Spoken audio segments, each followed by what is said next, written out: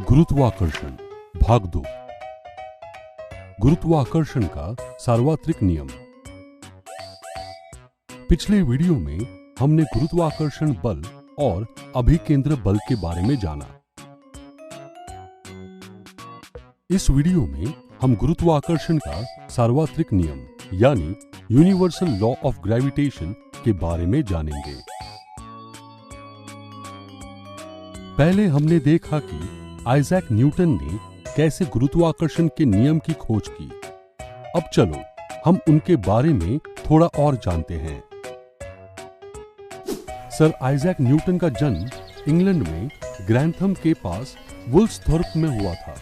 उनका जन्म एक गरीब किसान परिवार में हुआ था, लेकिन वे खेती में कुशल नहीं थे। 1661 में उन्हें पढ़ाई के लिए कैम्ब्रिज विश्वविद्यालय भेजा गया। 1665 में ऐसा कहा जाता है कि उनके सिर पर एक सेब गिरा और इस घटना ने न्यूटन को चंद्रमा को उसकी कक्षा में बनाए रखने वाले बल तथा सेब को गिराने वाले बल के बीच संबंध की खोज करने को प्रेरित किया। लेकिन न्यूटन से पहले भी वैज्ञानिकों को ग्रहों की गति में रुचि थी। 16वीं शताब्दी तक वैज्ञानिकों और खगोल शास्त्रियों ने ग्रहों की गति पर बहुत सारे आंकड़े इकट्ठे कर लिए थे। उन आंकड़ों की मदद से जोहान्स केपलर ने 3 नियम निकाले जो ग्रहों की गति पर लागू होते थे, लेकिन ग्रहों की ऐसी गति का कारण केपलर नहीं बता सके। न्यूटन ने ही बताया कि ग्रहों की गति का कारण गुरुत्वाकर्षण का वो बल है जो सूर्य उन पर लगाता है। अब क्या तुम बता सकते हो कि गुरुत्वाकर्षण का सार्वत्रिक नियम स्वभाव से सार्वत्रिक क्यों है? ऐसा इसलिए क्योंकि यह नियम ब्रह्मांड की सभी वस्तुओं पर लागू होता है, फिर चाहे ये वस्तुएं बड़ी हो या छोटी, खगोलीय हो या पार्थिव, सभी पर यह नियम लागू होता है। अब हम समझते हैं कि असल में गुरुत्वाकर्षण का सार्वत्रिक नियम क्या होता है।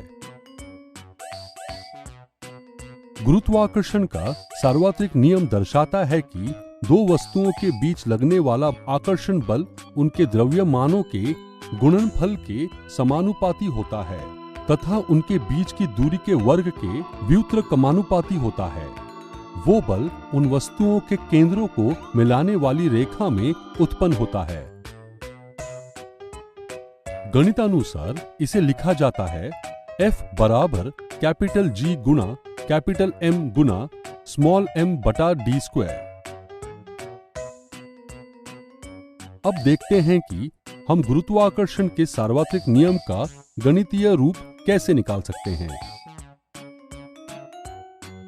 माना कि दो वस्तुएं A तथा B हैं, जिनका द्रव्यमान क्रमशः कैपिटल M तथा स्मॉल m है और उनके बीच की दूरी d है। माना कि A और B के बीच आकर्षण बल F है।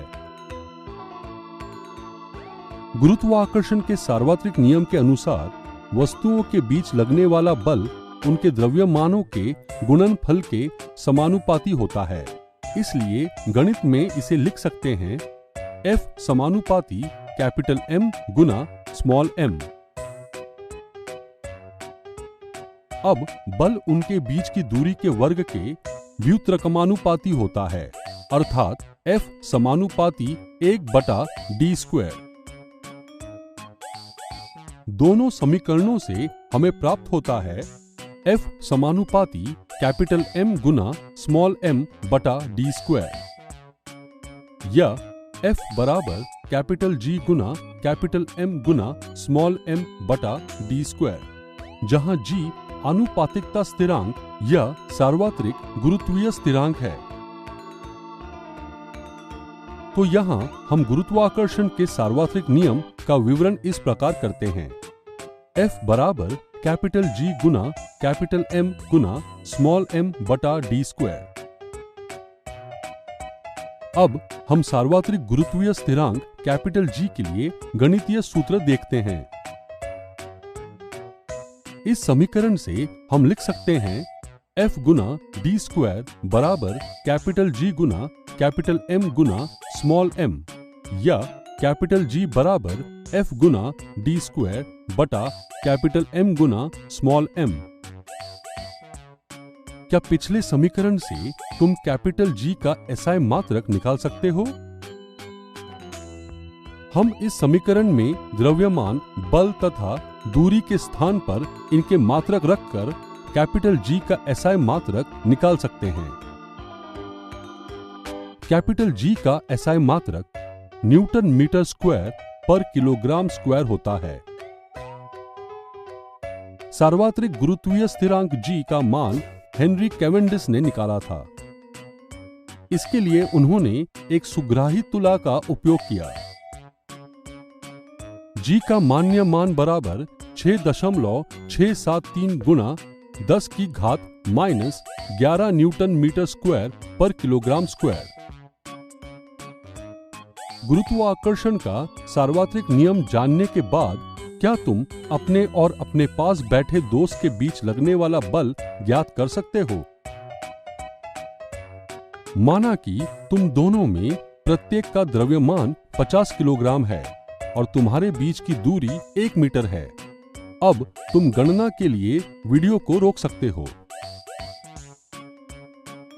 तुमने क्या निष्कर्ष निकाला? क्या तुम ये बल महसूस कर सकते हो?